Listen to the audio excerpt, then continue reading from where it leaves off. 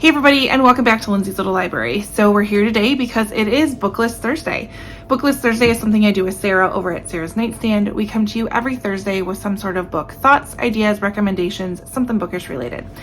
So today we came up with a very last minute theme in honor of a number of our viewers and ourselves experiencing quite a snowstorm in the last week, Sarah included, but not so much me. We didn't get much snow in good old Wisconsin, but a lot of people did. We're going to talk about books that are great to read during a snowstorm. So personally, I enjoy books that fit the kind of atmosphere that I'm in. So if I am looking for a book to read during the snowstorm when we're stuck inside, it's got to be cold and snowy. And those are kind of my own rules for snowstorm books. So I have a variety. I've got some historical fiction, some thrillers, some sci-fi, but all of them will give you the chills for sure. So first one I want to talk about is called Cold People. This is by Tom Rob Smith. I read this, I want to say last year. Definitely a science fiction dystopian type story, but super intriguing. So this follows what happens to a number of characters when the Earth is basically invaded by external beings.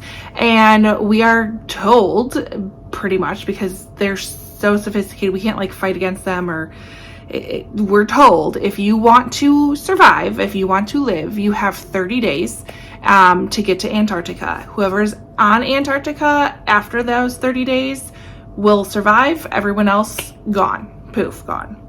So we follow, I want to say it's a handful of characters, at least 3, as they journey from where they currently are living and try to get to Antarctica as quickly as possible and as prepared as possible.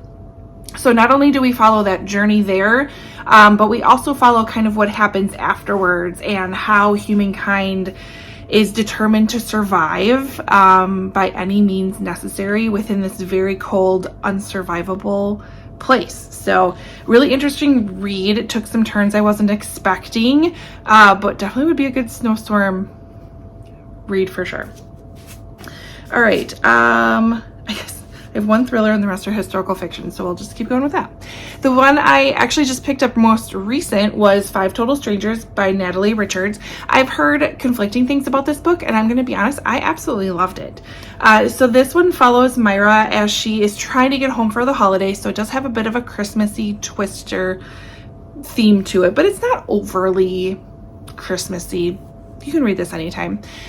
She's trying to get home and there's this really horrible weather that's coming, and she finds that she is stuck in the Philadelphia airport kind of indefinitely.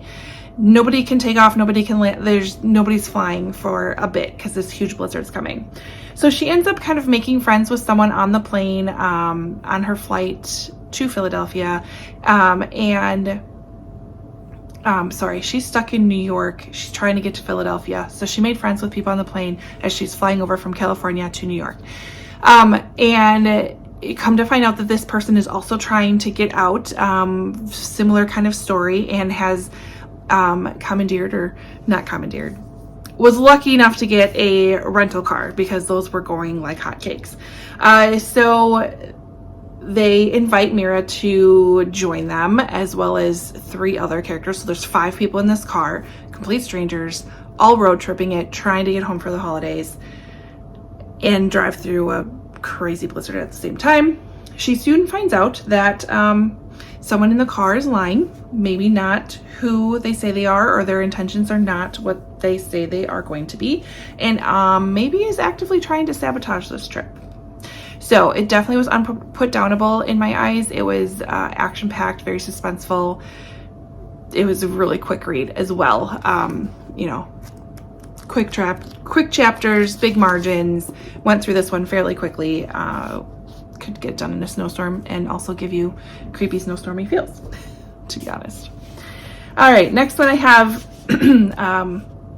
3 historical fictions, but they're also by 3 of my favorite authors. And I tend to, if I'm wanting to sit down and really dive in and be completely invested in a book, give me a favorite author and that will happen.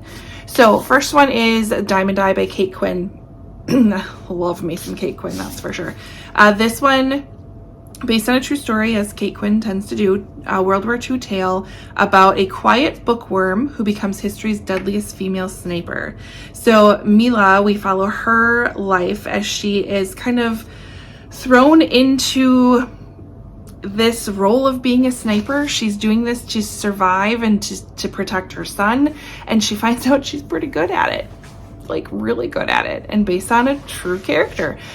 So we have a little bit of a back and forth here of Mila at the beginning of her kind of sniper career, and then fast forward to when she is kind of famous for her work, and she ends up coming to the United States and she meets Eleanor Roosevelt, which is interesting.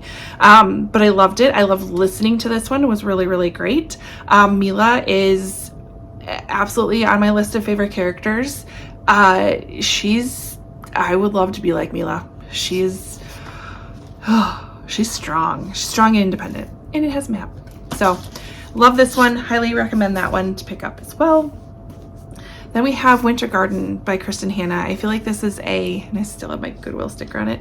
I feel like this is an underrated Kristen Hanna book in my mind. I feel like The Nightingale overshines this, because The Nightingale does take place during World War II, but so does Winter Garden. I don't know. It's hard. I like it better for different reasons. So we follow two characters, Meredith and Nina. They are sisters, very different as sisters. And they are called home because their mother is on her deathbed, and their father is like, just, you gotta listen to it, because growing up with her mother was not easy. She was a tough lady. It was hard to read, hard to connect with, hard to get affectionate with, and her father's kind of pushing them to really understand her. And then they start learning about their mother's story. She starts sharing with them what happened. So she survived war-torn Leningrad, and she was there for, I forget how many days it was under siege, but she was there the whole time. And so she starts sharing her story and what happened, and it's heartbreaking. It's fantastic. It's lovely. It's such a good book. Such a good book. I flew through that one. I still think of that one, especially the end. So good. Last one I want to talk about, Frozen River by Ariel Lawhon. I'm sure you guys all predicted that I'd have this on my list for sure. This one takes place in the late 1700s. This takes in Maine, following Martha Ballard. Again, one of my favorite characters in the entire world. She's a midwife in this town, and as being a midwife, she gets brought into a number of different medical type related things, as well as just being a midwife. And at one point, a body is found in the frozen river, and there is some mystery behind this body. There's some drama behind what happened with this body, and there's some pretty serious accusations that are occurring in this town that it's tough. This has themes of feminism and, I guess, women's rights at this time. This idea that we can't always believe what a woman says over a man, even though there's more experience in education, maybe from Martha, as opposed to there's this physician that comes to town that's like a brand new physician and thinks he knows everything, and not a great person. Then we have Martha's family. Her children are so special and definitely play a role in this story as well. And her relationship with her husband is chef's kiss. It is such a great love affair, and it's just so beautiful. It's so beautiful. So this is based on a true person, on her diaries that she had kept meticulous notes every single day of the comings and goings.